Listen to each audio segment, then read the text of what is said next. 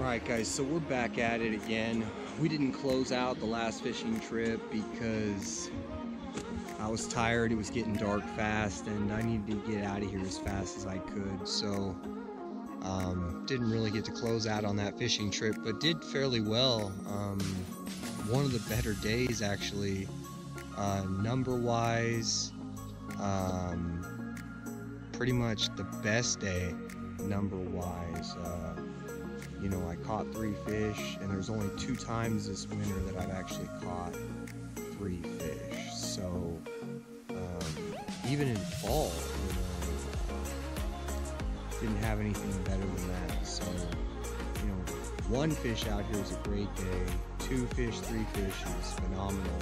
Anything above that is just kind of like everything worked out right. You somehow got on a bite that most don't. But right now we're about to launch out again, and it's about 11:30. Got out here a little later. It seems to me, at least, that you know, 10 to 5 is more productive than when I get out here at 7 o'clock. And so we'll see what happens today, but in general, you know, hoping to get a bite, hoping to catch a fish. We're out here in the float tube again. Got the rod and reel rigged up. Got my emergency pump. Got the GoPro. Got my landing net, and pretty much ready to rock and roll now. So we're gonna get out, we're gonna do the best we can, try to catch some fish. There's nobody else out here fishing today. We're out here, I'm trying to think of the date it is. It's just like a big storm just passed through the past day and a half, 2 days. So, you know, traditionally, from what I've read and experienced, you know, coming out here after the rain can be difficult. But there's also that other factor, which is that we've got water slowly rising in this lake, which is always a good thing when you're bass fishing. And you know, in general, it seems like those miserable days on the water get those macs, those lake trout, and those browns really active. So we'll see what happens. It's calm, got clouds, but we've got blue skies. Didn't check the wind today. That was stupid on my part. Really should have checked the wind, because it's nice and calm, but if I got out here and it was crazy, I would have had to just go right back home, so that would have been a bummer. But we're out here, we're gonna do the best we can like always, and hopefully manage a couple fish. 1 fish would be great. But we'll see.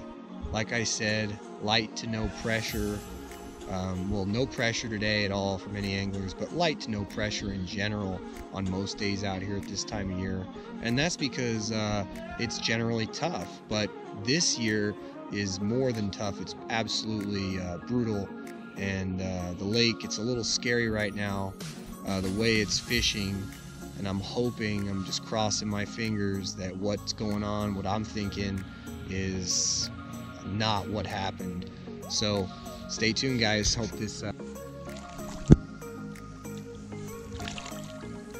Alright guys, the only negative, the only downside to a float tube is you move extra slow. So one of the things I'm going to get, especially when spring rolls around,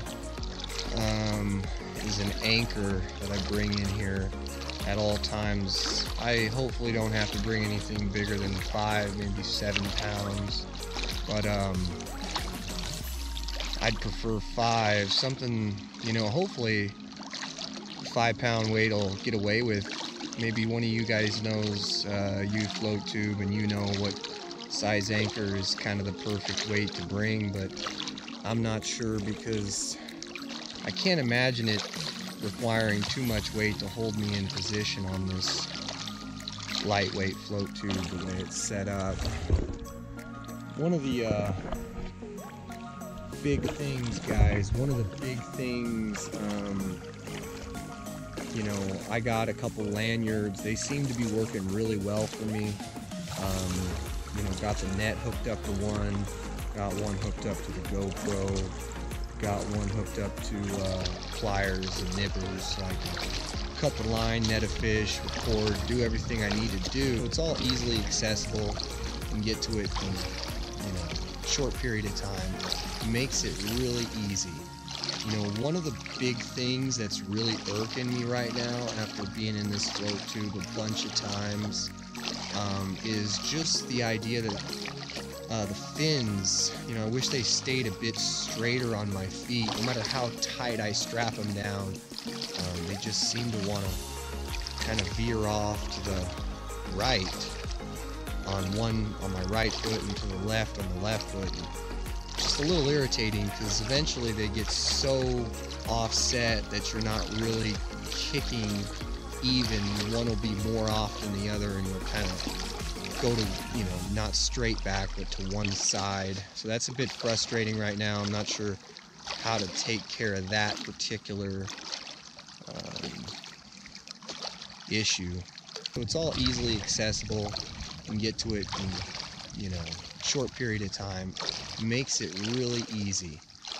One of the big things that's really irking me right now after being in this float tube a bunch of times is just the idea that the fins, I wish they stayed a bit straighter on my feet. No matter how tight I strap them down, they just seem to want to kind of veer off to the right on my right foot and to the left on the left foot. And just a little irritating because eventually they get so offset that you're not really kicking even. One will be more off than the other, and you'll kind of go to, not straight back, but to one side. So that's a bit frustrating right now. I'm not sure how to take care of that particular issue. Alright guys, so right now we're just fishing a small grub. Kind of going with a natural color. Maybe in an hour or something I'll switch it out if I don't get bit. And put a small worm or maybe a finesse jig or a jig. So we'll see what happens. And I've had some fairly good success on a jig and pig out here. I like to use pretty much, for the most part, football head jigs, but you just probably can get away with, almost anything out here. So I'm big on those football jigs. They've done good things for me. The baits, the trailer stands up more so with those football jigs than with any other jig. No, those football jigs do pretty good, but they just don't produce that many number-wise. You don't get lots of bites, and I've had to experiment back and forth with different color patterns, which has been a bit frustrating. If there's any lakes you guys want me to kind of fish this year, let me know. Put it down in the description. Let me know if there's anywhere you want me to fish that I haven't been fishing, or I haven't fished enough, or you just want me to fish more of. I'm trying to decide this year because I've only got so much of a budget where I'm going to go. Bullard's Bar, I thought about visiting it, but from what I've heard, it's not fishing nearly as well as it was a few years back, so I'm not sure if that's really somewhere I'm going to end up going. And part of me, I've been thinking about Hellhole, French Meadows, I've been thinking about Almanor, I've been thinking about a couple different places. Shasta's a bit far, but might go there if it was closer. But let me know, guys. I'm probably going to visit Rancho Seco a few times this year, and Lake Pardee. Maybe I'll drop by Comanche once or twice. Not a big fan of Amador. I might stop by there one time or so, but I'm not a big fan of the lake just because it's the water clarity so poor and just a dirty lake. And I don't know, not a big fan of it. So, you know, we'll see what happens, but there's new Maloney's, you know, that sparks an interest. I mean, that lake's been fishing really good past couple years, and it's been fishing not just good, but consistent. So throughout pretty much any time of the year, even winter, people are out there, you know, catching fish, which is pretty awesome. So there's not a lot of places you can go and do really well in the winter time for bass, but New Maloney's is that place, in my opinion, where guys are out there catching 3 to 10 fish, you know, per angler a day, for the most part, jigs, drop shotting, you know, and you know, I mean, the jigs are hard to beat this time of year. Those fish are feeding up. There's a lot of calcium in those crawfish, and they're feeding up, trying to bulk up for pre-spawn, spawn. We've been fishing almost an hour, so we're going to give the grub up. We're going to stop fishing the grub. We're going to, I don't know, like I said, we're going to try a worm for a while here. Maybe a 4.5-inch Roboworm, see what happens. Fish that for, you know, half an hour, and switch up after that, like I said, to the jig and pig. And if I don't get a bite 3 hours in, fishing those 3 baits, those 2 more baits. If I don't get a bite, I'm just gonna keep switching baits. I'll probably try some jerk baits. I've got some deep divers, some deep diving jerk baits. I'm gonna definitely move on to that if that don't work. And maybe a Kitech with an underspin after that. Just cover different depths of water and cover a lot of water fast, hopefully, with that underspin, and we'll see what happens, guys. Stay tuned. Still no bites.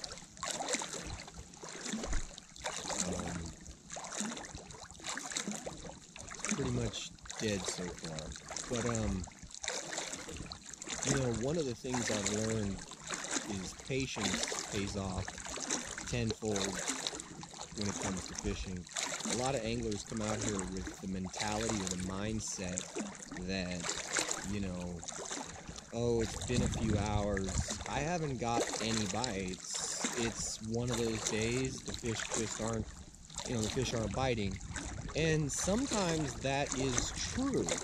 But if you fish long enough and you fish hard enough, if you cover enough water, if you fish enough different baits, if you play around with the color of the baits, you know, specifically the depth you're targeting, you can eventually find or locate at least one fish. I mean, you should be able to.